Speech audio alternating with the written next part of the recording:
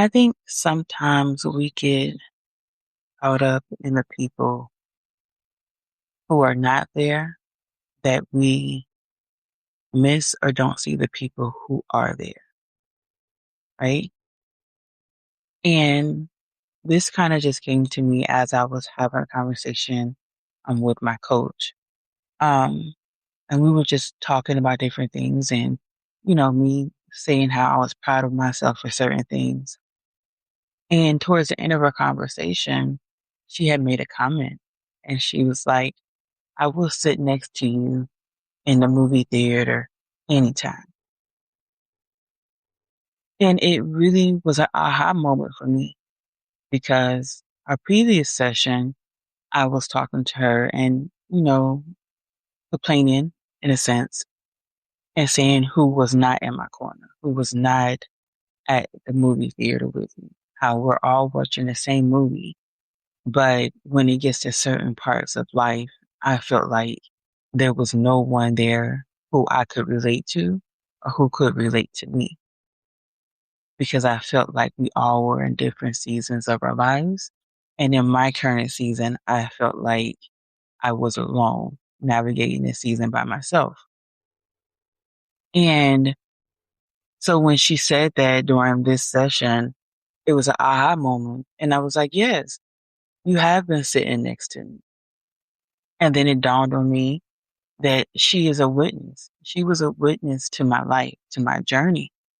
And I remember just being thankful for her and saying, thank you for witnessing me. Thank you for sitting next to me in this movie theater. Thank you for us being connected and crossing paths because a lot of her support and a lot of our time and a lot of her words and encouragement and her questions that caused me to think has really been something that has helped me through this journey of healing, helped me through this journey of processing, helped me through this journey of building an eternal foundation of creating unity within all of my parts, all of my internal parts.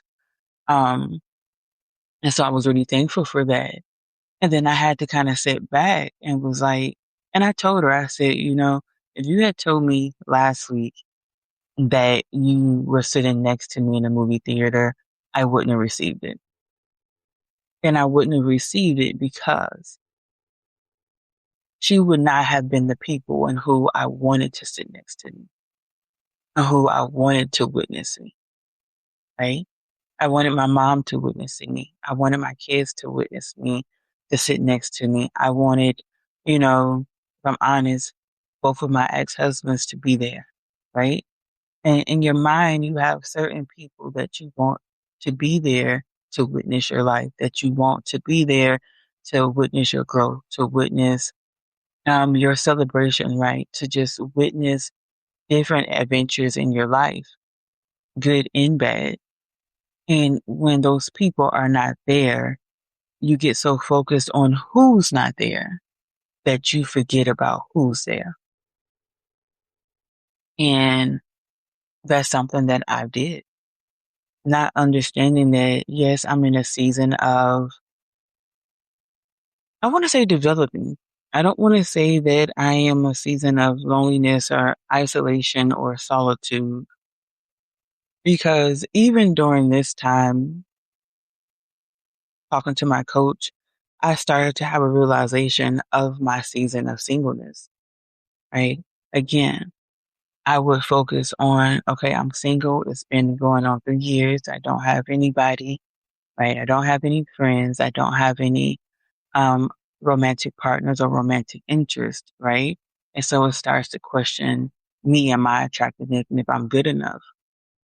But I started to understand that me being in my season of singleness was really a season for me to heal, a season for me to be deprogrammed and reprogrammed, a season for me to unlearn, to relearn, a season for me to build a strong foundation within myself, within my parts, within my internal family system. For me to have a strong foundation, for me to finally be what it is that I need and what it is that I was seeking externally from other people. And I didn't get that until yesterday, if I'm totally honest, is when I understood, oh, being single during this time is not a punishment. It's not saying that I'm not good enough. It's not saying that I'm not worthy. But what it is saying is that I need to grow, is that I need to learn, is that there's some habits that I have picked up that I need to let go and pick up new habits. There's some tools that I have been using that's no longer working, and so I need new tools. And not only do I need new tools, but I need to learn how to use those tools in an effective way. I need to learn how to be able to regulate myself. I need to know what true love feels like. I need to know what being accepted and approved feels like, not externally, but internally. And so that way, as I continue on this life journey and as people start to come in and out of my life, I'll be able to discern and pick well. These are things that I would not have been able to do or learn if I was partnered with somebody right now. I wouldn't have been able to learn any of these because my focus would have been on them, right? And so now that I'm building a strong core within myself, I believe that I will now be able to pick better. I will now be able to discern better. I will now be able to depart or walk away sooner if needed. But because over these last 3 years, God has done so much for me, He has shown me so much, He has developed me so much that when I now seek partners, romantic partners or friendships, it's not from a place of lack. It is from a place of having a full cup and now knowing what I need in this season. Now knowing what is my responsibility and what is not my responsibility. What is the responsibility of someone else and what is not their responsibility. Is not the responsibility of a partner to come in and take care of me while I take care of everybody else.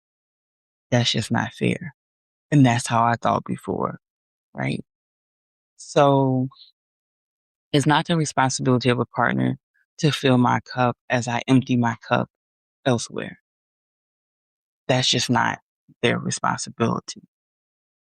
And I'm able to learn this in this season. And so going back to just the whole, you know, being so focused on who's not there that we don't see who's there. And I have been able to sit back, and it's crazy because I have been praying, Lord, I need a witness. I need somebody to walk with me along this journey and not realizing that that's what my coach was doing. She was witnessing my journey and she was walking with me and she was providing me the tools and help that was needed. No judgment, or anything. It was just like, okay, I got you. Where do you want to walk? What do you want to talk about? And I'm going to support you in every area. Right. And we bounced around from topic to topic to topic to topic. Like it's never the same. But I will say that it has empowered me to continue to do my healing outside of her, outside of our not apartments, appointments, because it has now become so natural to me, especially with me being in unison with myself and not resisting. Right. And so I guess for me, this is just a realization of the people who are not there, they're not supposed to be there. If they're not cheering you on, they're not supposed to cheer you on. And it's totally okay. It doesn't say anything about you. It doesn't add to you or take away from you. But the people who are there, who are not obligated to be there, thank them. Look around and cherish them and recognize them. Because they may not be who you want, but they definitely are who you need. Definitely are who you need. And I think in society, we got so, mm, it's so like, I don't know the word, but it's like it's been pushed or whatever that we focus on what we don't have instead of focus on what we do have. focus on who we don't have instead of focus on who we do have. I think his name is Sylvester Stallone. I want to say, but I saw a clip of him the other day, and he had talked about how I think he was going to his first Grammy or nomination or something, and how he wanted to celebrate it with his mom. And when he went and when he invited his mom was like, "Okay, I'll go if you invite my hairdresser." And he was like, "Why would you want to invite your hairdresser? You haven't talked to your hairdresser in like 10 years, right?" And so, but she said, "Well, if you don't invite my hairdresser, then I'm not going." And so he said, "Well, I'm not going to invite your hairdresser." And she was like, "Well, I'm not going." And so this was a moment that he had to celebrate without the person that he wanted to be next to him. Now, what's crazy is that he had an option because he could have invited his mom. His mom said, "Because you're not inviting my hairdresser, I don't want to go." He could have then sat in that and said, "Well, if my mom's not going, then I'm not going."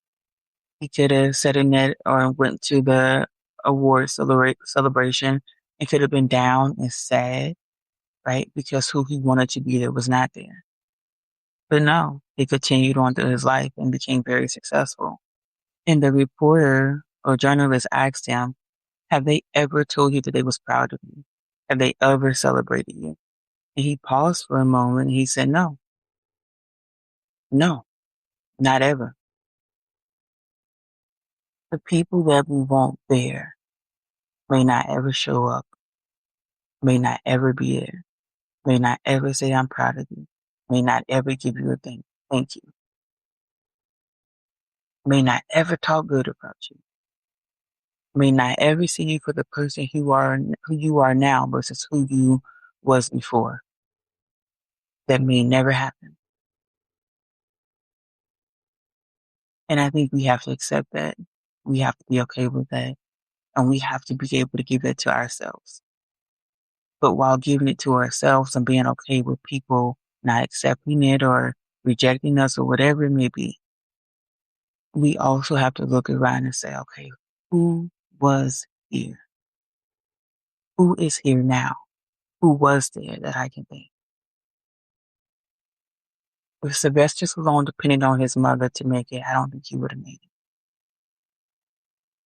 But if he looks around at the people who were there during his journey, who came in and who were able to give him some nuggets, who were able to walk with him for a little bit, who was able to get him in the right rooms and the right places and say the right things, those are the people he would thank. Because those are the people who didn't have to be there, chose to be there. Those are the people in which I believe God assigned to him and assigned to us to say, hey, I need you to go and instill some knowledge into her. I need you to go and, develop her. I need you to go and help her, right? Good or bad. Because everything has worked out for our good and made us and developed us into who we are. But it's our job to take the lemons. If we have been given lemons, it's our job to take the lemons and turn them to lemonade. It's our job to take the bad and make something good out of it. It's our job to heal, to process, to develop, to love, right? It's our job to do that and give that to ourselves. Not to be selfish, but if you don't give that to yourself, how can you give it to other people? And if you don't give it to yourself, how do you recognize it in other people? I think the Bible says, love your neighbor as you love yourself. I can't love my neighbor if I don't love myself. And that's not to say be conceited. That's not to say be narcissistic. That's not to say to be selfish. But that is to say treat yourself well. Provide for yourself. Have compassion for yourself. Give yourself grace. Develop yourself. Take care of yourself. Hygiene, right? Your image, your, physical and inner, right? Take care of yourself. Love yourself. That way you can be able to give it and you can be able to recognize it. But if you're anything like me, I always thought that it had to come external. It was never something that I was able to give myself. It had to be given to me from other people. And if they love me, then I can love them, right? I looked at it as if they give it to me, if I give it to them, they give it to me. And it's just a revolving circle. I pour into them and they pour into me. I pour into them and they pour into me, or if I pour into other people, then they will pour into me, right? Because for the most part, people in my life has always had their own support system and family, and I didn't really have that. So to me, if they poured into me while I poured into others, they were being poured in by their family. But anyway, this may be digressing. I might be just rambling, but you know, don't focus on the people who are not there. Focus on the ones who are, and be grateful for the ones who are. Because you're not sitting alone. You're not walking this journey alone. It's just not with the people who you would prefer, who you would want, but it's definitely with the people who you need.